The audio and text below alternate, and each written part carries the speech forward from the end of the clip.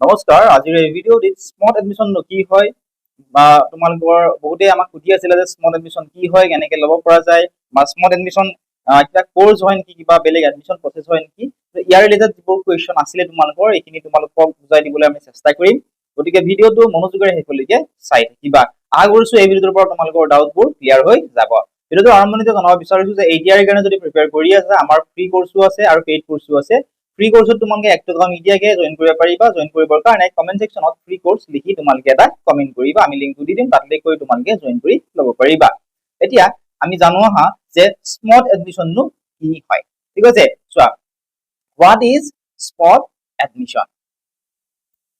চোৱা, স্মাৰ্ট যিটো এডমিশ্যন, ঠিক আছে, স্মাৰ্ট এডমিশ্যন এতিয়া কিহৰ কাৰণে অনুষ্ঠিত কৰা হয় সেয়া আমি জানিম। প্ৰথমতে চোৱা, first of all let's understand what spot admission actually means. অৰ্থাৎ প্ৰথমতে আমি ধুনীয়াকে বুজি লওঁ আহাচোন যে স্পট এডমিশ্যন আচলতে কি হয়। কাৰণ স্পট এডমিশ্যনৰ তোমালোকৰ বহুতৰে বিভিন্ন ধৰণৰ ধাৰণাবিলাক থাকে। ঠিক আছে, গতিকে চোৱা, spot admission is the final admission process conducted to fill the vacant seats after the regular counseling is over. ঠিক আছে, আৰু এবাৰ কৈছো চোৱা, smart admission is the final admission process conducted to fill the vacant seats after the regular counseling is over. অৰ্থাৎ regular যিবিলাক counselling হয়, সেই ৰেগুলাৰ কাউন্সিলিং বিলাক সম্পূৰ্ণ হোৱাৰ পিছতো কেতিয়াবা বিভিন্ন কাৰণত কিছুমান সিট খালী হৈ থাকে।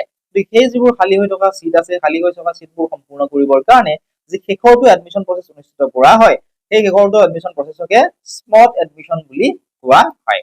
আশা কৰিছো বুজি পালা স্পট এডমিশ্যন কি হয়। এতিয়া চোৱা, তোমালোকৰ বহুতৰে ধাৰণা থাকে যে কিবা এটা কোৰ্স হয় নেকি, হয়নে, কিবা নতুন কিবা এডমিশ্যন প্ৰচেছ হয় নেকি। এইখিনি চোৱা, it is not a separate course and it is not a fresh admission process. অৰ্থাৎ এইটো কোনো বেলেগ কোৰ্স নহয় আৰু এনে ধৰণৰ বেলেগ বা নতুন এডমিশ্যন প্ৰচেছো নহয়। ঠিক আছে, it is simply the last opportunity to fill the remaining vacant seats.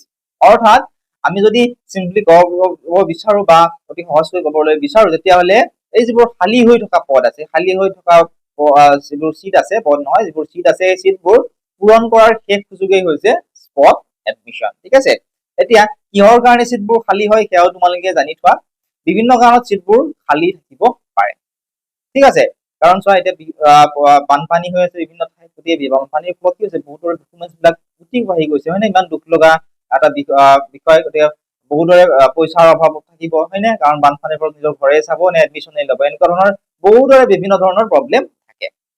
গতিকে চোৱা, এতিয়া প্ৰথমতে আমি জানো আহা ইয়াৰ পিছত যে why is spot admission conducted. ঠিক আছে, চোৱা, many students wonder why spot admission is conducted. তোমালোকৰ বহুতে আমাক সুধি থাকে যে স্পট এডমিশ্যন কিয় অনুষ্ঠিত কৰা হয়, স্পট এডমিশ্যন কি হয়, গতিকে এই কাৰণে তোমালোকৰ ডাউট বিলাক ৰৈ যায়। গতিকে ইয়াৰ ৰিজনটো একেবাৰে সিম্পল হয়, ইয়াৰ কাৰণটো কি হয়, একেবাৰে সিম্পল হয়।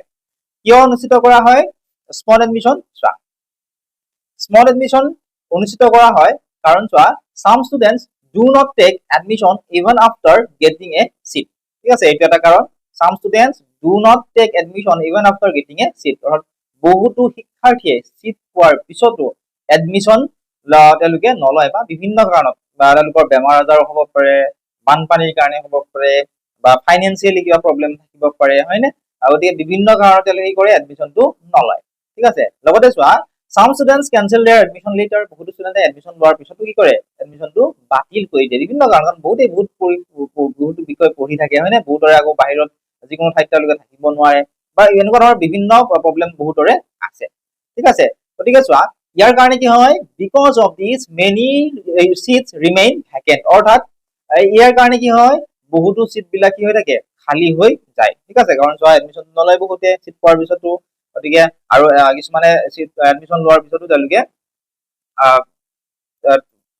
বিভিন্ন কাৰণত তেওঁলোকে তাত মানে থাকিবলৈ নোৱাৰে। ঠিক আছে, বা যেতিয়া এডমিশ্যনটো লয়, এডমিশ্যন লোৱাৰ পিছত বিভিন্ন কাৰণত কেতিয়াবা বহুতেই 5 দিনলৈকে তাত উপস্থিত থাকিব নোৱাৰে। ঠিক আছে, য'ত এডমিশ্যন লাভ কৰে তাত উপস্থিত থাকিব নোৱাৰে।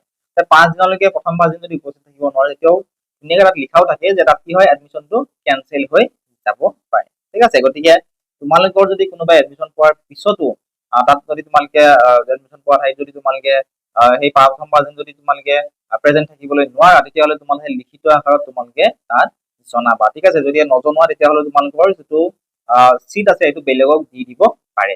ঠিক আছে, আশা কৰিছো ধুনীয়াকে তোমালোকে বুজি পালা। গতিকে এই যিবিলাক খালী পদ থাকে সেই খালী পদবোৰ পূৰণ কৰাৰ কাৰণে এডমিশ্যন অথৰিটি কি কৰে, স্পট এডমিশ্যনটো অনুষ্ঠিত কৰে। আশা কৰিছো ধুনীয়াকে বুজি পালা। স্পট এডমিশ্যন একেবাৰে কম থাকে, ঠিক আছে, বহুত বেছি তোমালোকৰ চিট নাথাকে, একেবাৰে কম থাকে। যদিহে তোমালোকে স্পট এডমিশ্যনৰ ৰিলেটেড তোমালোকৰ আৰু কিবা কুৱেশ্যন থাকে তোমালোকে আমাক সুধিব পাৰিবা। আৰু তোমালোকে তোমালোকৰ ওচৰৰ য'ত তোমালোকে এপ্লাই কৰিব বিচাৰিছা তাতো গৈ এবাৰ তোমালোকে ইয়াৰ বিষয়ে ধুনীয়াকে তেওঁলোকক সুধি ল'বা। তেওঁলোকে ইয়াতকেও আৰু ধুনীয়াকে তেওঁলোকে তোমালোকক বুজাই